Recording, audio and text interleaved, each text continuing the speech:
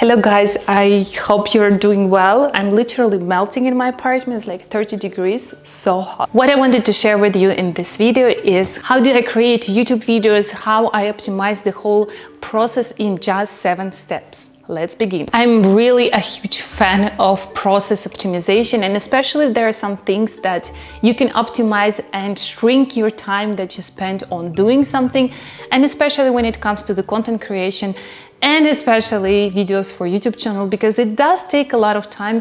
Actually, I was sharing in the video right here. I'm also always confused in which side it is in the videos right here, where I am sharing how much time does it take me to create one video and 8 videos per month. I broke down all my process into 7 steps, and let's start with the step number 1. Oof, guys, it's so warm. Let me just wipe my face a bit so I'm not too shiny on this video. Step number 1 is generating ideas. So how do I generate ideas? I personally have a lot of sources where I get ideas for my videos. So number 1 is basically the sources where I learn new stuff and make sure I'm up to date about social media and what's going on in the social media world.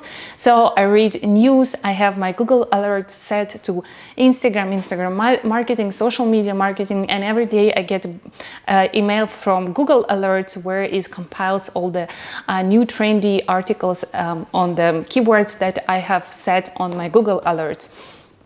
The second thing is I'm listening to podcasts, I'm watching YouTube videos of some of the influencers in this niche. I am reading blog posts on Medium, Real Love Medium. It's kind of my morning routine. I start my day with the coffee and reading Medium articles. I follow some of the people here that are also writing on the topics within my niche. I read books, watch movies, and all of these sources actually give me ideas for my YouTube videos. What I also do is I'm checking Google Trends. What are the trending topics right now? For example, recently I found that there is a topic that I never thought of making, but actually I have some knowledge on it, and I want to share with you in one of my next videos about Instagram challenges and how that works. So that's this topic I found on Google Trends. So it's really broad of sources where I get my ideas for my YouTube videos. And also, guys, from you I also get ideas because and I really appreciate that you write me in direct messages here in the comments on YouTube.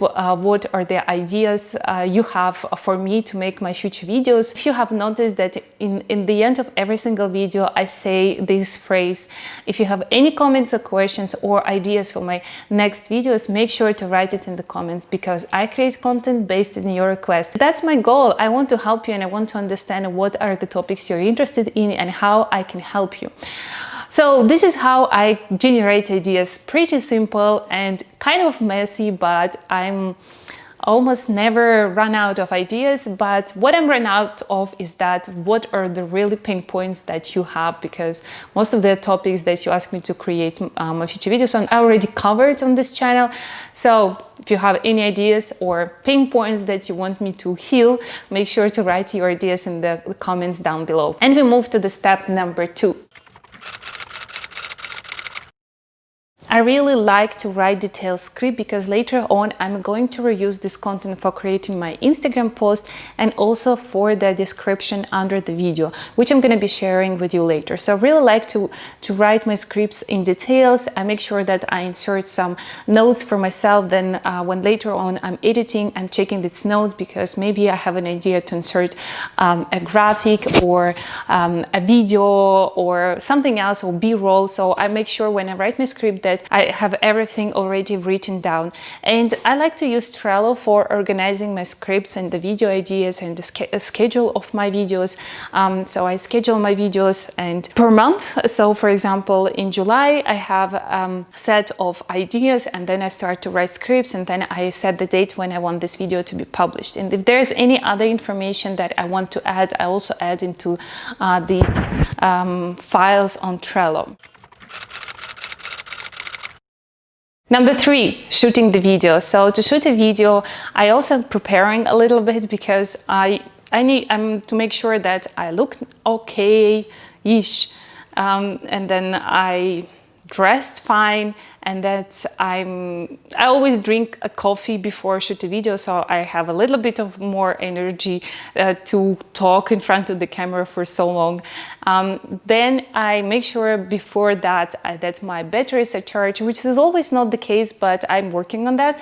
That my batteries are charged on my mic, because I'm using wireless mic from Rode, and that my two batteries are charged, because sometimes it's not enough to have just one battery, because I really like to roam around the apartment and you know, just to have more dynamic videos. And actually this is one of the things that I also include in the script, that if I want to shoot a video in one place on our apartment, then I make sure to write everything down, so I really break it down scene by scene. Yeah, there's not much information about shooting the video. It's just basically sitting and talking, and if I want to include any b-rolls, then I also shoot additionally some b-rolls or the screen recording of the phone or on the computer, if I want to show you something that is more understandable for you what I'm talking about. And if you have noticed in most of the videos, I share a lot of screen recordings, because I want you to have this experience like you're doing this with me, that is more understandable for you how it's working. Number 4, thumbnail picture. Well, I use actually just my phone for making thumbnail picture, and the little iPad that I have, not the iPad, tripod that I have. I like to use it on my phone because it's actually pretty easy to make a thumbnail on your phone, and because later on, once I'm editing the thumbnail, I'm going to talk about this in the next step. But anyway, so the point here is, once I make a thumbnail picture with my iPhone, I have more space to work with. I can cut it out, because with the camera it's not that flexible. And yeah, I just like to use phone for making thumbnails. It just basically, I take a selfie kind of style picture for my thumbnails. And later on, in one of the next steps, I'm going to be sharing how I'm edit my thumbnails. Talking about preparation, well, I prepared everything for this video, but I didn't format my card, and sometimes this card is just going crazy. So I had to stop the video, format the card, spend half an hour to download all the videos that were on the card, format the card. Well, anyway, guys, preparation is the key. The step number 5 is really long one, is editing the video. So I also have a whole process behind how I edit my videos, and it doesn't take me too much time. So it takes me for around 1 hour to make a video when it's just talking head video. And if I don't want to include a lot of elements into this video, then it's just really fast, because I have this basic process that I do for editing every single video. And let me guide you through the whole process. I'm using Final Cut Pro. Once I started to edit videos, iMovie was not really enough for me, and I really like to explore different programs, platforms to use, and I love Final Cut Pro. I had to choose between Adobe Premiere and Final Cut Pro, but I went for Final Cut Pro because you just pay once and that's it, and you kind of can use it forever. While for Adobe Premiere, you have to pay for every single month to use this program. So anyways, just like small details that maybe you are interested to know. And so how do I start? So once I put my SD into my computer, I create a project on my in my Final Cut Pro with the name of the video, of my future video, how I wanted to name. Why? Because I'm also gonna share with you later. So I give it a name, just like I want it to be named on my YouTube channel.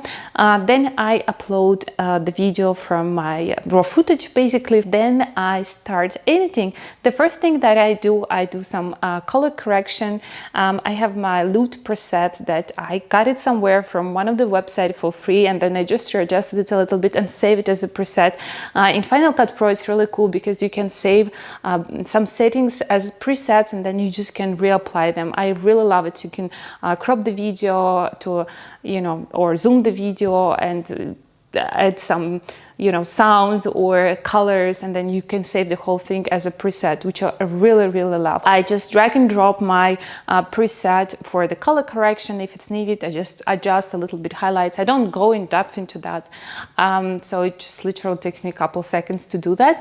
The next thing what I do is I start watching the video, and I'm cutting all the blah, or when I'm just speechless, and wondering what to say the next. I have like this habit to say or so. Or so is another thing that I try to cut out, because I use a lot of so in my videos. Anyway, so that's what I do. And then once the video is cut, I apply the preset as well, to not make my videos like jumpy, because once you cut the video, you have these different cuts and you don't have the smooth transition among them. So what I do is I apply this zoom in effect, let's call it like this. I mean, probably there is a specific term for that, but I don't know that. I just zoom my video, like my next video, my next cut.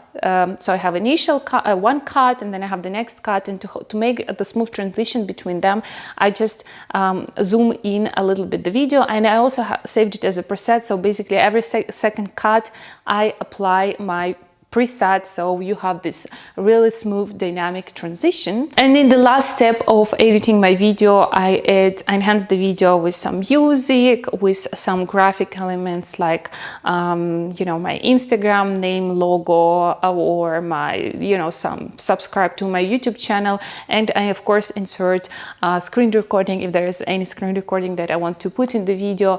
I add some elements, logos, just to make the video and the message more understandable for you. So that's what I do as a last step. Nothing too much, because and also adding some text if I feel like adding text. And basically that's it. And I don't go too crazy with sounds. I know people like to insert a lot of sounds, but I don't do that. It's just I feel like it's a little bit distracting, and sometimes I do, sometimes I don't. But it really depends on the concept of the video, what I want to say in the video, when I want to show you the video. The last step is all about creativity. The last step is, of course, to save the video. And we're gonna move to the step number 6. So once the video is saving, because it does take quite some time, so I'm shooting in 4K, it needs some time to render. So while I'm saving the video, what I do the next is I start editing my thumbnail. For editing my thumbnail, I'm using 3 apps. And all of these apps are for free. Yeah, they're basically all for free. So the first one is Airbrush. I upload my thumbnail that I made with my phone on the Airbrush, and then I add, you know, just enhance the picture a little bit. But what I really like here is adding the blurry background that I'm more pop up in the foreground. And then the background is blurred. I really like that, because you can also do it with iPhone or also other cameras, that it allows you to have this blurry background. But however, to have this space around you, it's not possible. That's why I add this blurry background later in this app, and it does automatically the job, and it works pretty well. If there is like blur on my body and I don't want that, I'm just using eraser to erase that. You of course can do this in Photoshop, and I was doing it in Photoshop, but then I'm like, why I'm doing it in Photoshop that if you can do it in app just really fast. Anyway, so that's what I do. And then the next step, I'm using Lightroom to edit the picture a little bit, and I have my preset saved that I use for every single thumbnail to edit, and that's it. Then I'm sending this picture to Canva, so I can add some graphic elements or text if I want. And in Canva I have my designs that where I'm using more or less the same font, but I really like to experiment and see how one is gonna do and how another is gonna do, you know, all that stuff. So it's not super complicated. So I'll go just upload it, and then see what I can add in terms of graphic elements. I really like Canva because as well, you can do it in Photoshop, and many professional YouTubers do it in Photoshop, but then you have to save a lot of elements additionally, while in Canva it's all possible. It's like in library. So I really like that you don't need to do extra movements and spend extra time searching and saving PNG format or cut background to make it PNG. So anyway, guys, that's what I do. I'm kind of lazy in that process, but yeah, that's the last step. And then I save the thumbnail as a picture, and by this time normally the video is already rendered and saved to my desktop. Then I start to upload it on YouTube. Once you upload, drag and drop your YouTube videos, it automatically already gives a title that was given initially to the video. So you don't have to fill up the title, which is also saved us a little bit of time. So I'm really fan of optimizing the processes. Even if it's little things, it still would save you a little bit of time in the end of the day. The next thing, what I do, I'm just adding a couple hashtags in the description, and that here in the description box, what I do, I just copy the script that I prepared for the video and I put it in the description box, and then I just, I delete some stuff, especially my comments. No one wants to read my comments, and I just make it more kind of readable and consumable for the user and not for me, so for kind of bigger audience. And then I just copy paste the links that I prepared already, which are affiliate marketing links, ebook links, my product links, and then also my social media links, some of the videos that I was mentioning in the video, and then if you guys wants to check it, you have a direct access. The other thing that I use is hashtags, not hashtags, tags, that are called more or less same as hashtag, but they call tags on YouTube. For this I use TubeBuddy, and I feel like TubeBuddy works really perfect in terms of searching automatically the tags. That is really good for your video. So I just kind of pick the most relevant tags for my video, and then I click next. I have my monetization tab already enabled, so here I make sure that I click the last ticks, because my video is longer normally than 10 minutes. That's why I'm allowed to include the mid-rolls, and then what I do here, I'm editing the mid-rolls myself. I don't want these mid-rolls, like the advertisement in the video, the middle of the video, to be inserted and cut my kind of speech, which is a little bit disruptive, I feel, for you. So that's why I'm inserting these mid-rolls myself between kind of the sections. As you saw in this video, I was inserting mid-rolls between the end of the second and the beginning of the third step, and from another mid-roll was inserted between step 5 and 6. So that's what I do here. And the next thing what I do is I click next, and then I add card, the video that I'm mentioning in the video, and I want the pop-up card to appear in the video.